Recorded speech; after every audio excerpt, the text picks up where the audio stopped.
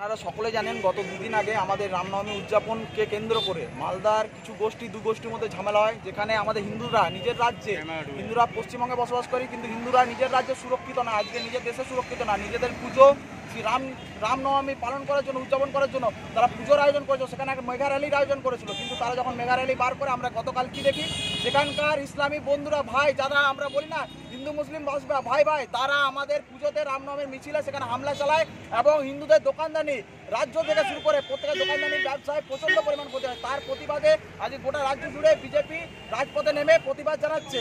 এবং আমরা পশ্চিমবঙ্গে শুধু একটা জায়গা না, আপনি দেখতে পাবেন উত্তরবঙ্গ থেকে দক্ষিণবঙ্গ, কলকাতা, যেখানে সরস্বতী পূজার পারমিশন হয় না আমাদের রাজ্যে, সেই জায়গায় দাঁড়িয়ে আজকে তৃণমূল পরিচালিত সরকারের একজন এমএলএ, যিনি মুর্শিদাবাদের মাটিতে দাঁড়িয়ে থেকে বলছেন যে আমরা 70%, আমরা 30% আছি, ওরা 70%কে কেটে ভাগীরথী জলে ভাসিয়ে দেবো।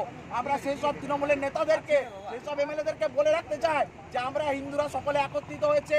আজকে তৃণমূল, সিপিএম বা বিজেপি যে কোনো রাজনৈতিক দল হোক, তাদের নিজস্ব ঝান্ডা খুলে রেখে পশ্চিমবঙ্গে হিন্দুদের ভবিষ্যৎকে যদি সুরক্ষিত করতে হয়, তা সকলে একটা ঝান্ডা নিচে, গেরুয়া নিশানের নিচে সবাইকে আসতে হবে।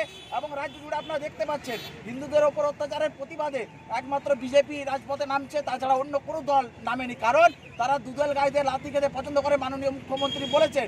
কিন্তু মাননীয় মুখ্যমন্ত্রী মমতা ব্যানার্জি দুদল গাইদের রাত্রি খাবে, পশ্চিমবঙ্গের সাধারণ হিন্দুরা খাবে না দুদল গাইদের রাত্রি। তাই আমাদের রাজ্যে যিনি ওই মন্ত্রী না কি আছেন এমএলএ হুমায়ুন কবির, যিনি বলেছেন, উল্লেখ করেছেন যে আমরা 30% আছে, ওরা 70% আছে, কেটে ভাগীরথীর জলে ভাসিয়ে দেবো, তাকে আমি একটা কথা বলতে চাই, সুতরে যাও, তাহলে হিন্দুরা যেদিন জাগবে না, ওই মুর্শিদাবাদের মাটি থেকে তুলে নিয়ে চলে আসবে। তাহলে কি মনে হচ্ছে এই রাজ্যে কি হিন্দুরা সুরক্ষিত নেই? একদম সুরক্ষিত না। এই তৃণমূল যতদিন এই রাজ্যে সরকারে রয়েছে ততদিন হিন্দুরা সুরক্ষিত না। তৃণমূল হিন্দুদেরকে, যারা হিন্দুরা একজোট হয়ে পড়ে আজকে 39% হিন্দু একচেটিয়া ভোটিং করছে, এখনো পর্যন্ত যে 12-13% হিন্দু ভোটিং করতে বেরোচ্ছে না। আমাদেরকে অনুরোধ রইল প্রত্যেক হিন্দুর কাছে, আপনারা ভোটিং করতে বেরোন।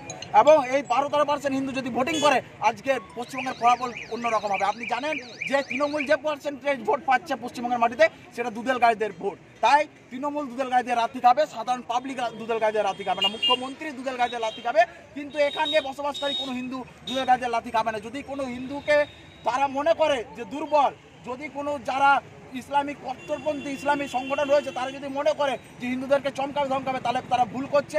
তারা ভুলে যাচ্ছে বিজেপি যুব মোর্চা এখন রাজপথে আছে, যেখান থেকে পারবে উঠিয়ে নিয়ে আসবে এই হুমায়ুন কবিরের মতন লোকগুলোকে। আপনার নাম আর পরিচয়? আমার নাম হচ্ছে অভিক কুমার মন্ডল, আমি আসানসোল জেলার একজন সাধারণ কার্যকর্তা যুব মোর্চা।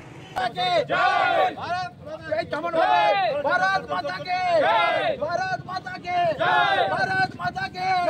বিজেপি যুব মোর্চা লড়ছে, লড়বে, লড়ছে, লড়বে। বিজেপি যুব মোর্চা লড়ছে, বিজেপি যুব মোর্চা লড়ছে, লড়বে, লড়ছে, লড়বে। বিজেপি যুব মোর্চা লড়ছে।